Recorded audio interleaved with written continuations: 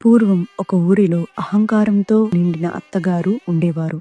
ఆమెకు 5గురు కోడళ్ళు. ఆ అత్తగారికి తాను చేసే పూజలే గొప్పవని, తనలా నియమనిష్టలు పాటించేవారు మరొకరు లేరని అహంకారం ఉండేది. కార్తీక మాసం రాగానే అత్తగారు ప్రతిరోజు 4 కోడళ్లను వెంటబెట్టుకుని నదికి వెళ్లి ఆడంబరంగా దీపాలు పెట్టేది. చిన్న కోడలు పోలి చాలా మంచిది, అణిగిమణిగి ఉండేది. కానీ అత్తగారు అసూయతో ఆమె దీపారాధన చేయకుండా ఇంట్లో పూజా సామాగ్రి ఏమీ లేకుండా చేసేది. అయినా పోలి బాధపడలేదు.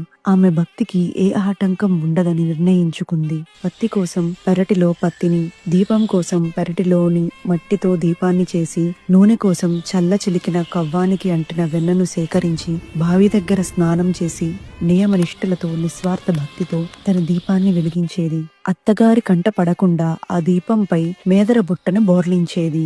కార్తీక అమావాస్య రోజు వచ్చింది. అత్తా కోడళ్ళు నదీ స్నానం ముగించుకొని తిరిగి వస్తుండగా ఆకాశం నుండి దివ్యమైన పుష్పక విమానం పోలి కోసం దిగింది. పోలి నిస్వార్థ భక్తికి మెచ్చి శివదూతలు ఆమెను స్వర్గానికి తీసుకు వెళ్లడానికి వచ్చారు. అత్తగారు అహంకారంతో కార్తీక దీపాలు పెట్టింది నేనే కదా, ఈ విమానం నా కోసమే అని పరిగెత్తింది. కాని విమానం ఎక్కుతున్నది పోలి అని చూడగానే నిర్ఘాంతపోయింది. అత్తగారు ప్రాధేయపడింది, పోలి నన్ను కూడా పైకి లాగు. అప్పుడు పోలి ప్రశాంతంగా ఇలా చెప్పింది, మీరు దీపాలు ఆర్భాటం కోసం, ఆడంబరం కోసం వెలిగించారు. నేను పరమశివుడిపై నిశ్చలమైన భక్తితో వెలిగించాను. మీ దీపాలు మీవి, నా దీపాలు నావి. నా దీపాల పుణ్యం మిమ్మల్ని చేర్చలేదు అని చెప్పి పోలి స్వర్గానికి చేరుకుంది. అత్తగారికి మిగతా కోడళ్లకు తాము కేవలం ఆడంబరం కోసమే దీపాలు వెలిగించామని, నిజమైన భక్తి పోలిదే అని అప్పుడు అర్థమైంది. ఈ కథనే పోలి పాడ్యమి నాడు చదువుకుంటారు. భగవంతుని ఆరాధనకు